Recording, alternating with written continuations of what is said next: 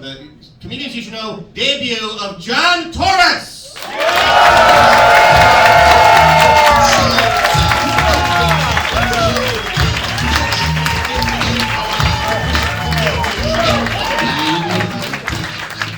Hell yeah, keep it going for playing in all the comics that you guys have seen.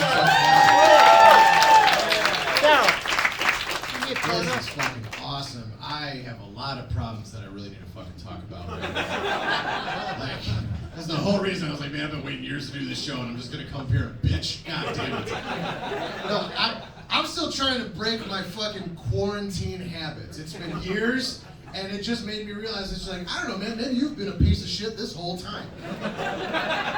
Oh good, a couple other people might be able to join me on this. I have a real bad habit that I've been trying to break, and recently my girlfriend had to tell me, you need to stop doing that, it's creeping out our neighbors. I just sit by the window now and I just look out. I just look out the window like a creepy old man. And when I see a dog, I forget the window is open and I just go, oh, dog! That's not how you make new friends in your neighborhood. It's like, hey, you didn't pick up the shit. Oh, I scared you away. That's why you didn't pick up the dog poop. I'm sorry. Bad habits from COVID, man. That's what I have now, and it sucks because I don't know about you guys, but I learned after that shit, I'm no longer a functional member of society. Yeah. I appreciate you all showing up on time. You're sitting down, you ordered apps. That's fucking cool. But I'm no longer a functional member of society. I'm going to tell you why. I was going to go take my girlfriend to the movies. We used to love going to the movies all the time. That was one of our favorite things to do. We're big movie nerds. We love watching the Oscars, all that shit. It's a good time.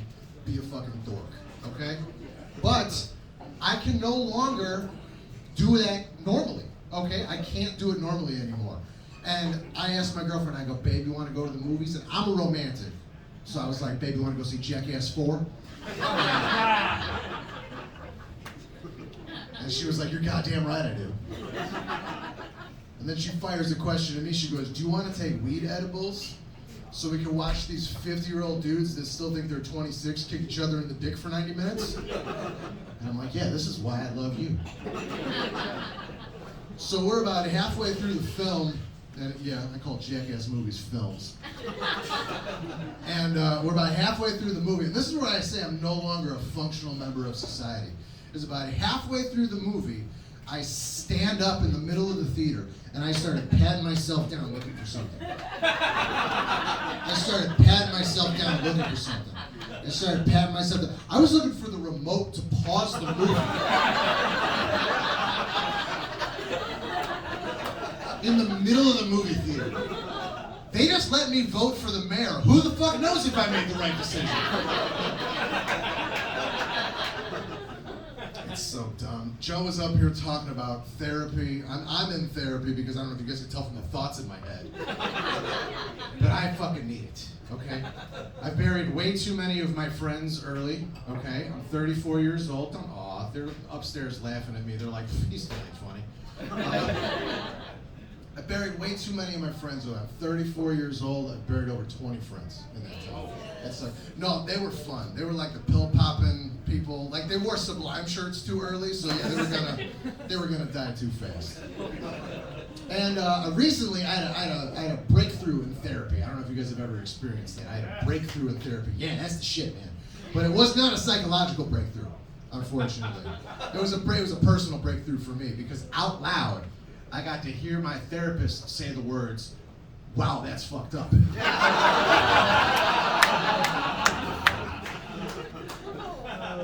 Oh my God.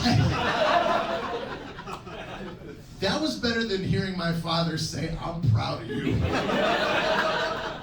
Also, I think if you break your therapist, you don't have to pay your copay. It comes to the end of the session, all right, Mr. Torres, I think I owe you $37. Do you accept Venmo? I'm like, shit, yeah, I accept Venmo, Cash App, Zelle, I do it all, baby. But I go to a lot of therapy because a lot of my friends have passed away, and it sucks. But I started thinking about, what do I want when I die? Have you guys ever thought about that? Or is that like too morose? I thought about that. So like, make some noise if you want to, okay, no, wait, hold on a second. Do you want to be buried in a casket in the ground and put in a cemetery, or would you rather be cremated so you don't have to live on this world forever? Make some noise if you want to be buried in a casket. Okay. Couple people. For you guys, there's a good thing. Costco now sells caskets. And honestly, they'll have some good sales going. You get a Kirkland BOGO, and they're like,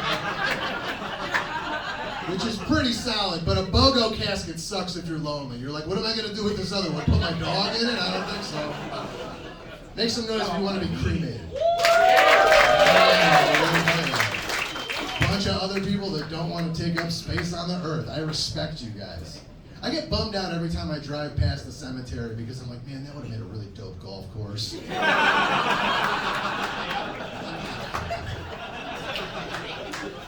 You're just sitting there playing, you're on the 15th hole, and you're like, shit, I made birdie off the dude from 1926, and got a little circle on my scorecard there. I feel good about myself. I started thinking about that, but one thing about being cremated is that I found out that you can have your cremated remains planted into a tree, and then you can live on this world forever, which is a fucking weird stance if you're a property owner. Just imagine that. You come home one day and some Mexican day laborer is just chopping down what used to be your peapod.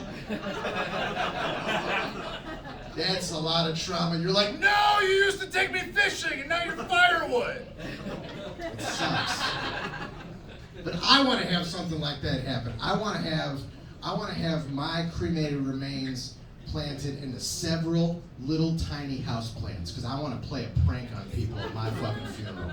I want to play a prank on people at my funeral. So we're just going to sprinkle some old Johnny T on like 30 or 40 houseplants, maybe money trees because I've always been broke. And I want to have them given out to people at my funeral. But before I die, I want to have little handwritten cards that go with all of the houseplants. And on that card, the only thing that it's going to say is, please don't let me die again.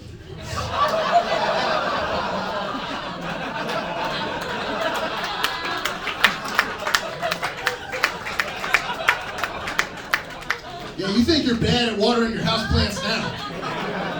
You can't forget to water your homie. I got one more joke, I'm gonna get out of here. I live with my girlfriend and she's fucking awesome. But we have this new problem, is that our son Titus has been getting in trouble at school a lot lately. Except there's an even bigger problem, is that we don't have a son named Titus. Titus is a little shithead that goes to Roberto Clemente High School, who made up a random series of 312 phone numbers. One which just happens to be my girlfriend's. And he gets in trouble every single day at school. I got a phone call, I was at work with my girl, she goes, babe, I can't take these phone calls anymore. Me trying to be boyfriend of the year, I was like, give me the phone number, give me the phone. I said, fuck it, I'm gonna call the school. I was like, yeah, Roberto Clemente High School? This is Titus's father. They're like, oh, thank God you called, your son's running amok. I know, he's a piece of shit. You ever earn a long awkward pause on the phone? Oh, it's rewarding. And that principal goes, excuse me? And I go, well, you met my son, right? And he just goes, that's fair. I was like, oh, shit. It's like, what did this little monster do? And he proceeded to tell me, he goes, well, he took another student's clothing with their phone in it and flushed it down the toilet. And my first question for the principal was like, what kind of school are you running there, bro? What are you doing, man?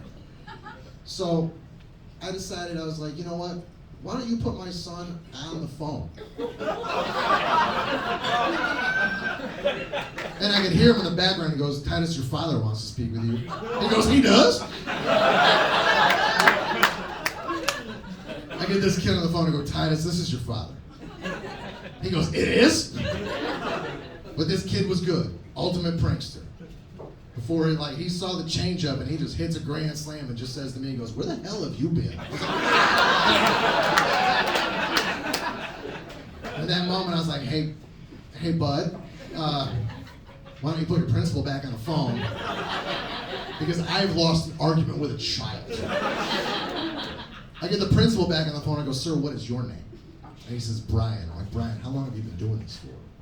And he said, 38 years. Like, I can hear that the children broke his spirit in his voice. And the last thing that I said to this man before I hung up the phone was, man, don't you miss hitting him? You ever hear someone's voice perk up because it brings back a good memory?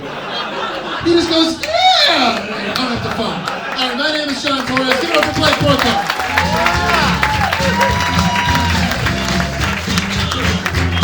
Jon Torres and his comedian